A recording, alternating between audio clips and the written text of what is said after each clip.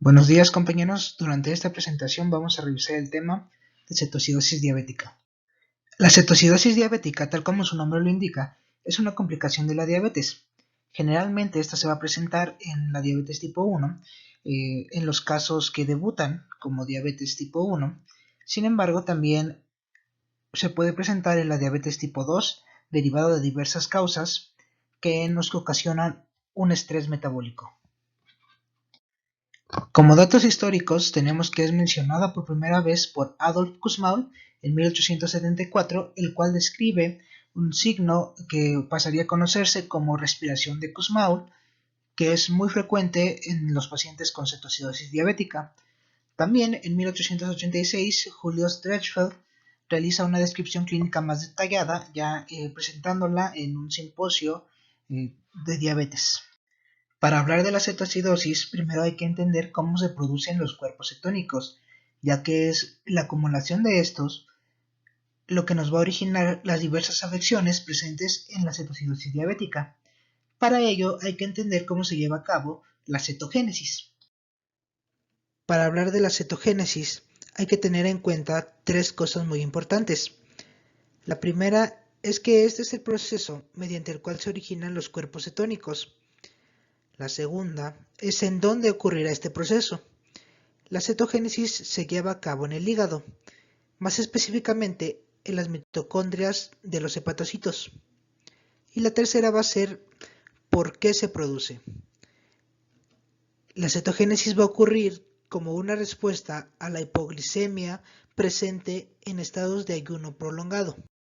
Una vez con las tres cosas anteriores en mente, podemos describir cómo se lleva a cabo el proceso de la cetogénesis.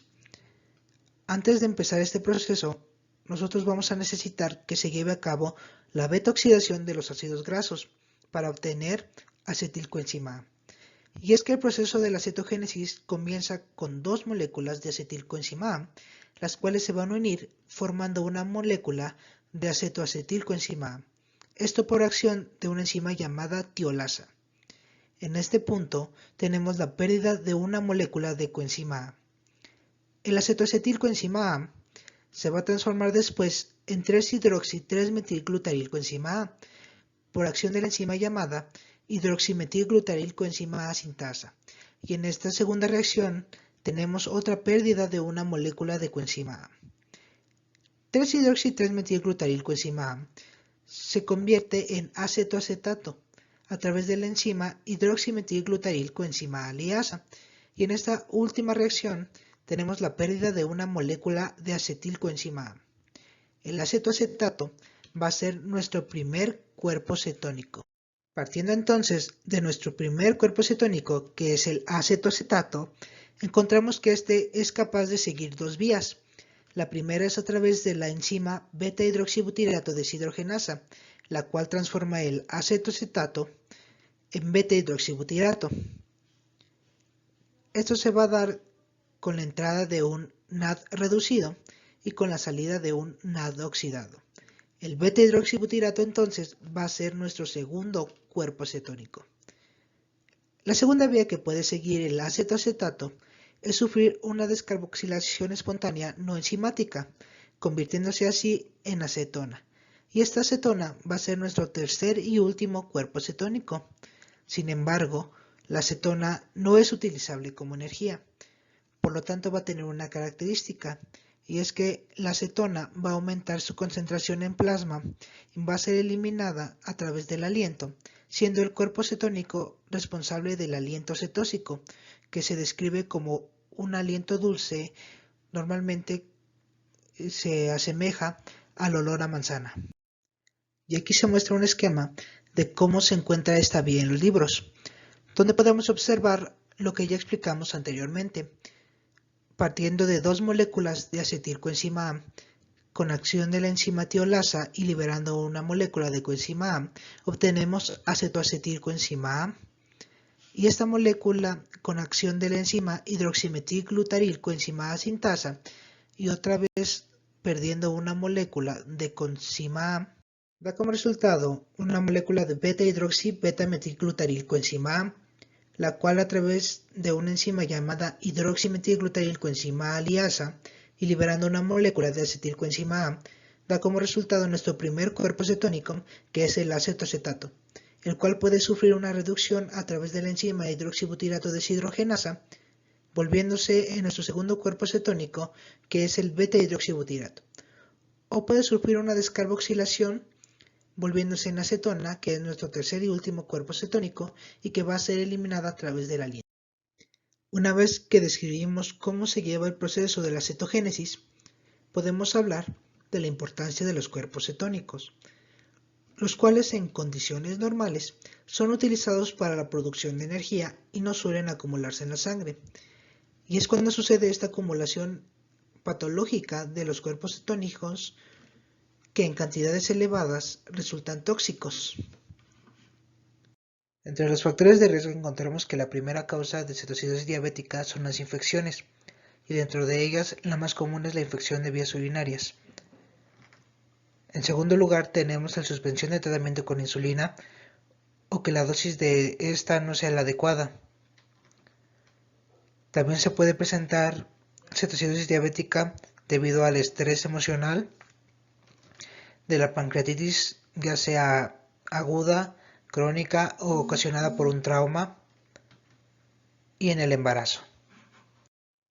Si hablamos del cuadro clínico de la cetocidosis diabética, esta presenta diversos síntomas que son vómito, dolor abdominal, diarrea, problemas al respirar, que es lo que clínicamente llamamos respiración de Kussmaul, y que mencionamos brevemente al inicio del video y explicaremos más adelante, confusión, pérdida del apetito, debilidad y aliento frutal, que decíamos es causado por la presencia de acetona en el plasma. Una vez que hemos hablado de cómo se producen los cuerpos cetónicos y de las manifestaciones clínicas que conlleva el aumento de su concentración en plasma, podemos hablar de la fisiopatología. En primer lugar, encontramos una disminución de la insulina. Esto debido a un proceso de estrés metabólico donde se incrementa la necesidad del cuerpo por esta hormona. Seguido de esto, encontramos un aumento en las hormonas contrarreguladoras, las cuales son glucagón y adrenalina. El aumento en estas hormonas contrarreguladoras nos da como resultado el aumento en la actividad de la lipólisis y la posterior beta-oxidación de los ácidos grasos, obteniendo de estos procesos un aumento en la concentración de acetilcoenzima A, la cual, como ya revisamos, interviene en el proceso de la cetogénesis. Al haber una mayor concentración de acetilcoenzima A, también se va a ver incrementada la producción de los cuerpos cetónicos, los cuales se van a acumular en plasma, a lo que se le llama cetonemia. Los cuerpos cetónicos están presentes en plasma en forma de ácido, en este caso el ácido beta-hidroxibutírico, derivado del beta-hidroxibutirato, y el ácido acetoaceico, derivado del acetoacetato. Estos dos ácidos, al aumentar su proporción en el plasma, aumentan también la concentración de iones hidrógeno, los cuales acidifican el medio, disminuyendo el pH. Es de esta forma que se explica la acidosis metabólica presente en esta enfermedad. Por otro lado, el aumento en la concentración de los iones de hidrógeno nos va a derivar a una condición llamada hipercalemia, que es el aumento de la concentración de potasio plasmático. ¿Cómo se va a llevar a cabo esto? En condiciones normales, los iones de potasio se encuentran mayormente en el espacio intracelular. Sin embargo, al aparecer el aumento en la concentración de iones hidrógeno en el plasma o en el ambiente extracelular, se va a desencadenar un mecanismo de amortiguación, en donde los iones de potasio se van a intercambiar con los iones de hidrógeno, es decir, los iones de potasio que estaban dentro de la célula van a salir hacia el plasma y los iones de hidrógeno que estaban circulando en plasma van a entrar al interior de la célula, para así tratar de amortiguar ese cambio de pH. La acidosis metabólica estimula quimiorreceptores en el centro respiratorio que causan una hiperventilación, esto para compensar la acidosis a través de la eliminación del dióxido de carbono. Por lo tanto, los pacientes con cetoacidosis desarrollan este signo, que es la respiración de Kussmaul, la cual es una respiración forzada, profunda y jadeante, como la podemos observar en este pequeño video.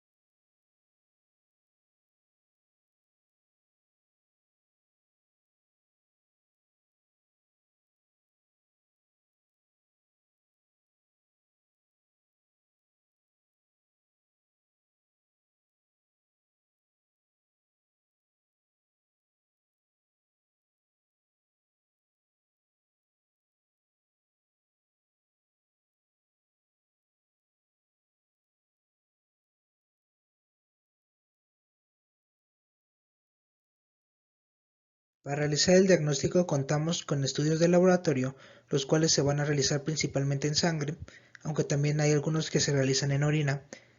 Y estos estudios van a ser glucosa plasmática, cetonas urinarias o séricas, biometría hemática completa con diferencial, electrolitos para calcular el anion gap. Y aquí me gustaría hacer una pausa para explicar qué es el anion gap.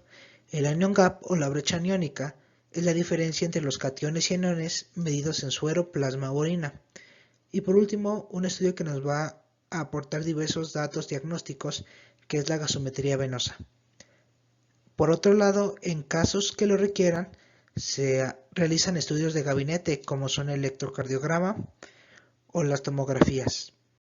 Como mencionaba, una de las pruebas diagnósticas más importantes es la gasometría arterial, la cual es una prueba que permite analizar de manera simultánea el estado de oxigenación, ventilación y ácido base del paciente. Por lo tanto, esta prueba nos va a reportar valores de pH, presión de oxígeno, presión de dióxido de carbono, saturación de oxígeno y concentración de bicarbonato en la sangre. En la siguiente tabla podemos observar los valores normales de una gasometría arterial de los analitos que ya había mencionado. Para la toma de muestra de la gasometría arterial debemos contar con el siguiente equipo: jeringas de plástico desechables de volúmenes entre 1 y 3 mililitros, anticoagulante, que en este caso se utiliza la heparina y es recomendable utilizar jeringas ya preheparinizadas, torundas con alcohol y gasas estériles, guantes desechables y un contenedor de desechos punzocortantes de acuerdo con las normas ya establecidas. Para la ejecución de esta técnica podemos obtener la muestra de las arterias radial, cubital, femoral y humeral, siendo lo más común la obtención ya sea de la radial o de la cubital. Para realizarlo, colocamos la extremidad en dorsoflexión en un ángulo de 45 grados sobre un respaldo y realizamos la maniobra de Allen modificada con el objetivo de conocer si las arterias radial y cubital son permeables. A continuación, observaremos un video de cómo se realiza la maniobra de Allen. Como mencionábamos anteriormente, esta prueba se realiza antes de realizar la punción para checar la permeabilidad de las arterias, en este caso la ulnar y la radial. Esto se hace para evitar un daño isquémico al realizar la punción y la toma de muestra.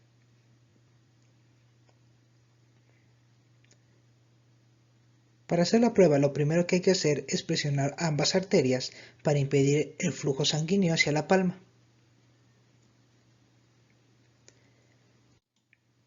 Esto se evidencia cuando la palma se pone pálida. Para acelerar el proceso podemos pedirle al paciente que abra y cierre la mano repetidamente hasta observar que la palma adquiere un color pálido.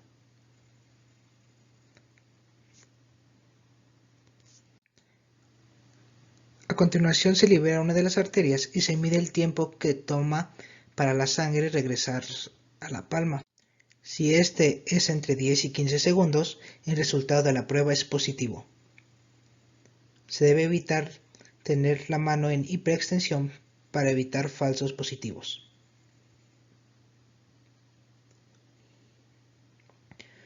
Una versión más rápida de esta prueba consiste en presionar solamente una de las arterias y pedirle al paciente que cierre la mano en un puño durante varios segundos. Posteriormente se le pide que abra la mano y se observe el retorno sanguíneo.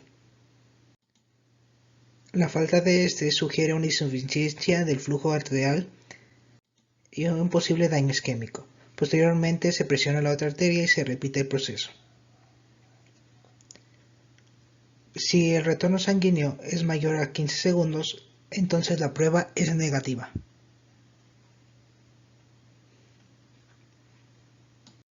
Una vez que realizamos la prueba de Allen y comprobamos la permeabilidad de las arterias, entonces sí procedemos a desinfectar y localizar el sitio de punción palpando el pulso de la arteria.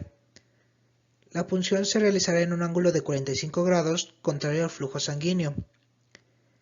Una vez hayamos obtenido la muestra, retiramos la jeringa y comprimimos 3 minutos a una distancia de 1 o 2 centímetros del sitio de punción. Es importante aquí no comprimir directamente en el orificio del sitio de punción. La muestra obtenida entonces debe ser mezclada continuamente utilizando las palmas de las manos en sentido rotatorio. A continuación vemos un video con la técnica mencionada anteriormente. Colocar a la persona atendida en posición según arteria a puncionar, palpar arteria seleccionada, en este caso utilizaremos la arteria radial. Luego, limpiar la zona con algodón con alcohol al 70% en un solo movimiento de arrastre ascendente en aproximadamente 5 centímetros circundante a zona seleccionada. Dejar secar. Puncionar con el bisel hacia arriba, en ángulo de 35 a 45 grados en la arteria radial. Si usamos la arteria braquial, son 60 grados y 90 grados en la arteria femoral, orientando a la aguja en dirección hacia donde se siente más intensamente la pulsación. Una vez puncionada la arteria, la sangre pulsa e ingresa fácilmente a la jeringa. Extraiga la cantidad de sangre necesaria aspirando suavemente. Retirar aguja en forma firme y rápida. Si es necesario, pídale a la persona atendida que mantenga la presión del sitio de punción sin mover la tórula, ni doblar el brazo, ni friccionar. Sacar la aguja, eliminar toda la burbuja de aire que pueda existir, tapar con tapón, depositar en dispositivo frío o unidad refrigerante.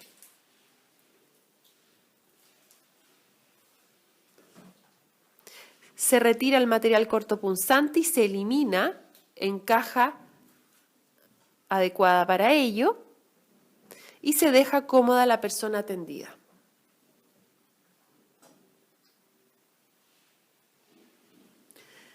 Se ordena el equipo, se rotula frasco de examen y se envía al laboratorio en caja de transporte.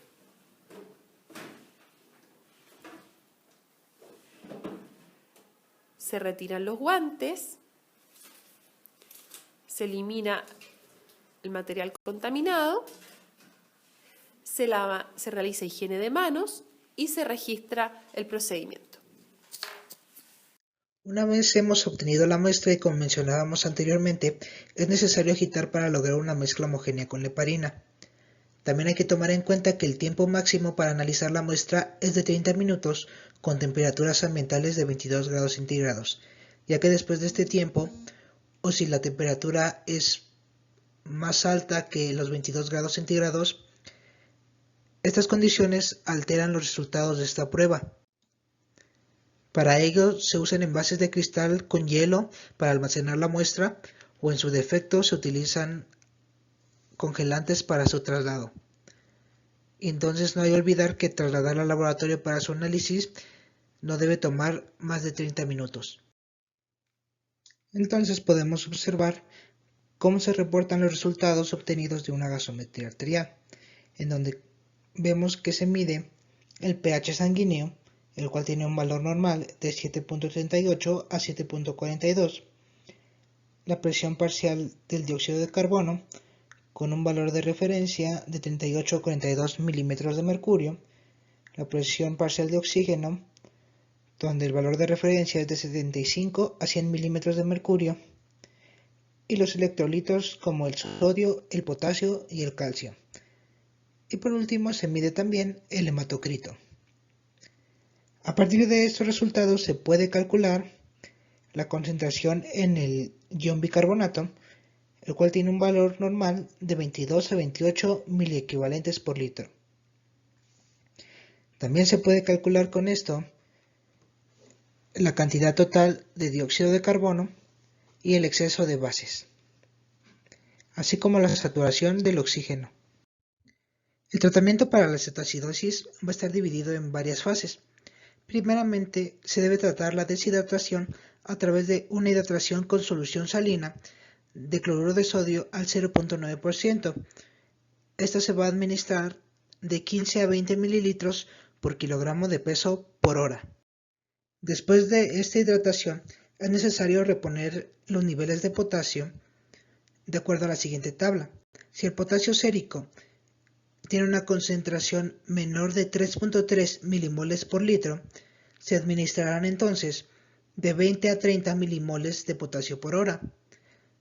Si la concentración de potasio sérico es igual o mayor a 3.3 y hasta una concentración menor a 5.2, se administrarán de 20 a 30 milimoles por litro de solución. Y si el potasio sérico es igual o mayor a 5.2, no es necesario administrar potasio. Sin embargo, hay que checar los niveles de potasio cada 2 horas para asegurarnos que este potasio se mantenga constante. Esto debido al proceso de hipercalemia que ya mencionamos.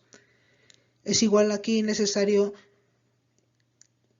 aclarar que de ser menor a 3.3 no se debe administrar insulina, pues el potasio podría bajar drásticamente, lo que derivaría a una falla cardíaca.